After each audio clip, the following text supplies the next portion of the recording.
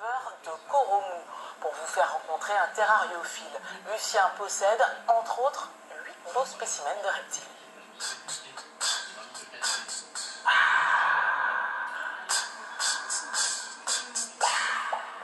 S'il est un rendez-vous que Gilberte ne manque jamais, c'est celui d'accueillir les alevins dans ses filets. Ceux-là n'ont que quelques heures. Là, j'en ai 4, 5, 6 même. J'en ai là. Le but, c'est de les choper avant que les gros poissons ne le voient, parce qu'ils arrivent souvent avant vous.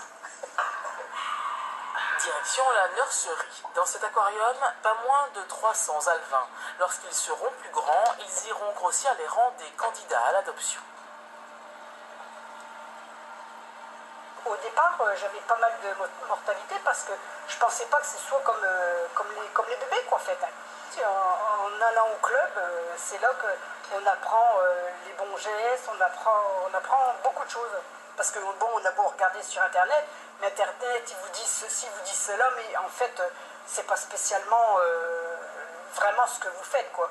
Et puis tout ne correspond pas vraiment au bac que vous avez. Parole de journaliste, il n'y a pas plus convaincant qu'un aquariophile accompli. C'est des poissons bien élevés, bien nourris, élevés, on va dire écologiquement. Et ils sont à peu près sûrs de pas avoir de perte par rapport, je veux dire, en magasin, quoi.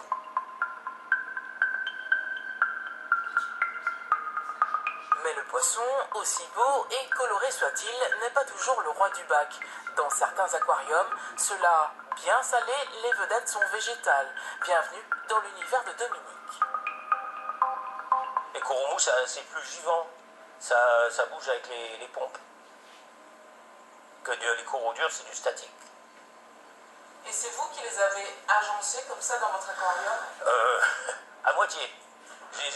J'en ai mis et après ils sont déplacés, ils sont collés aux endroits que ça leur plaisait. Ici, peu de poissons parce qu'ils polluent et pas d'apport de nourriture non plus. La nature s'occupe de son ménage et du reste. Les coromous, ils ont des algues à l'intérieur, ils vivent en symbiose avec des algues et c'est la lumière qui nourrit les algues et ce que les algues rejettent, ça nourrit les coraux. Autrement dit, vous ne faites pas grand-chose. Non. Non. Ils se débrouillent tout seuls. Lucien, lui, a laissé tomber ses aquariums pour des terrariums il y a 30 ans. Depuis les insectes jusqu'aux boas, entre ses mains défilent des spécimens un peu plus impressionnants les uns que les autres. Ici, des geckos léopards. Là, un lampropeltis, un corail faux bien sûr. C'est le blanc au milieu, le noir de chaque côté. Le vrai corail, c'est l'inverse. C'est 2 anneaux blancs et un anneau noir au milieu. Et la robe est la même. Vous voyez? C'est ce qui distingue le faux du vrai. Donc pas de danger avec celui-là? Ah, celui-ci, non. La seule chose de vous faire mordre un peu, c'est comme des épines, hein. Des petites dents, là, c'est petit. Hein.